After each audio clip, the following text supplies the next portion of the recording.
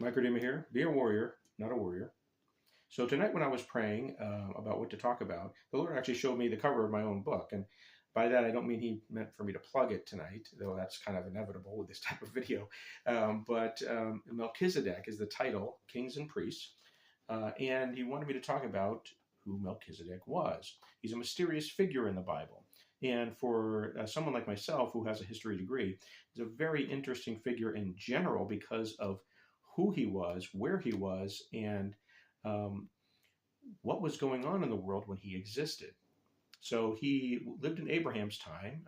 Abraham went to him in Genesis and offered him 10% of everything he had as an offering to the Most High God.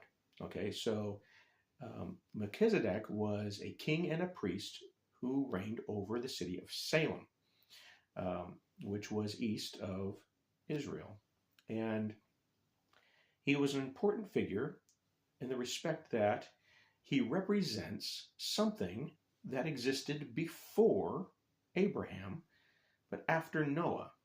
And there's this period that is kind of lost to history, a mysterious period that people don't really talk about very much, even historians, where the world was repopulated after the Great Deluge, which we now know was real. And it's fascinating because he represents a different type of system before the time of Abraham and the covenant that God came into with him. And it's based on the covenant that God gave Noah, and obviously, and the age that came after that, the events of which we don't know, and the politics of which we don't know. So it is the recovery period, the period when humans went around, repopulated the earth, and all kinds of things happened, I imagine. Okay, but he ended up being a king and a priest. So it was his responsibility to lord over the city of Salem, not just by decreeing and making laws and managing things or ordering others to do so, but also he represented the religious structure. This was so important in the Bible. It's one of these things that goes through the entire book.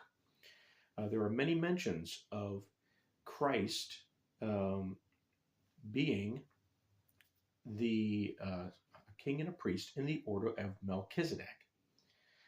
Paul mentions him as a mysterious figure who Christ is very much like, in that people didn't know where he was from or where he was going, or much about him at all, other than his ministry and his responsibility in the world during his day. We are also grafted as believers into that same kingdom lineage. This is also mentioned in the Bible. So all of us are considered kings and priests in a spiritual manner over the kingdom. And by that I mean not God's kingdom in heaven. I'm talking about the world here that is going to one day be ruled by Christ. But we are also meant to be kings and priests. We are meant to have authority in the spiritual realm that can, in time, as we pray and fast and do other things that God tells us to do, can change the world in the physical. We are meant to use that authority. We're meant to walk in it. We're meant to understand it. We're meant to pray in ways that are effectual in the world and not only for ourselves. Okay, we are supposed to be kings. In that respect, it means that God has appointed us when he grafts us into the kingdom to make effective change, positive change in the world. And it starts with prayer. And then we're meant to be priests, which means that we're meant to help others. We're meant to take care of others. We're meant to bless others and to be a blessing. We're also meant to pray for others, and we're meant to be close to God. That's something to think about right there. We are meant to be close to God. How many Christians do you know say they walk with God, but they're not really close to him at all, or they don't really want to be? Okay, they are a king and a priest.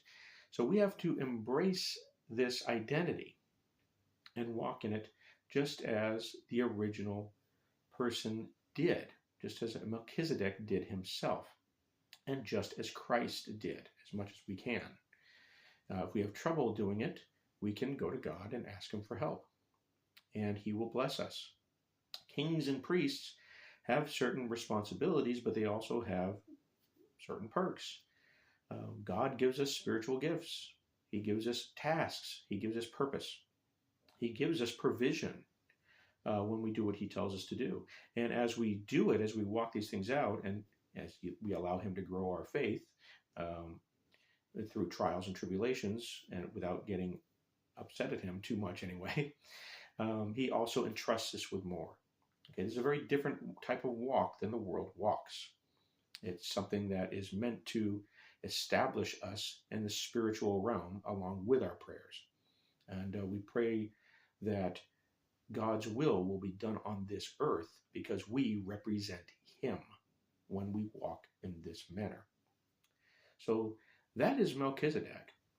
I'm going to read a couple of scriptures that I actually put in my novel regarding him. Melchizedek, king of Salem, brought out bread and wine. He was priest of God Most High. He blessed him and said, "Blessed be Abram of God the Most High, possessor of heaven and earth. Blessed be God the Most High, who has delivered your enemies into your hand." Abram gave him a tenth of all.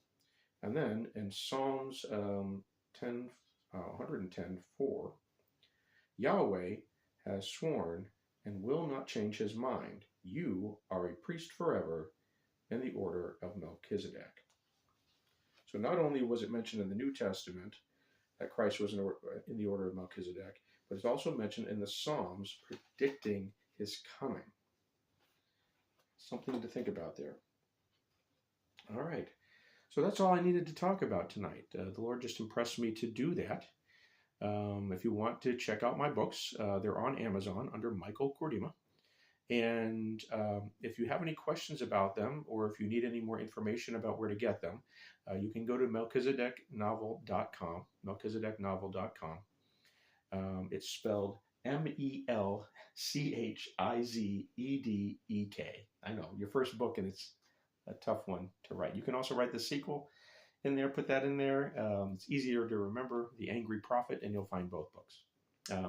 It's on Barnes & Noble and Nook. It's on Lulu. It's on Kobo. If you go to melchizedeknovel.com, you'll see all the links to all of them. So anyway, thanks for joining me tonight. Tomorrow we're going to be continuing with the spiritual warfare stuff, and be a blessing to others, and make sure you take care of yourself. All right. Be a warrior, not a warrior. God bless.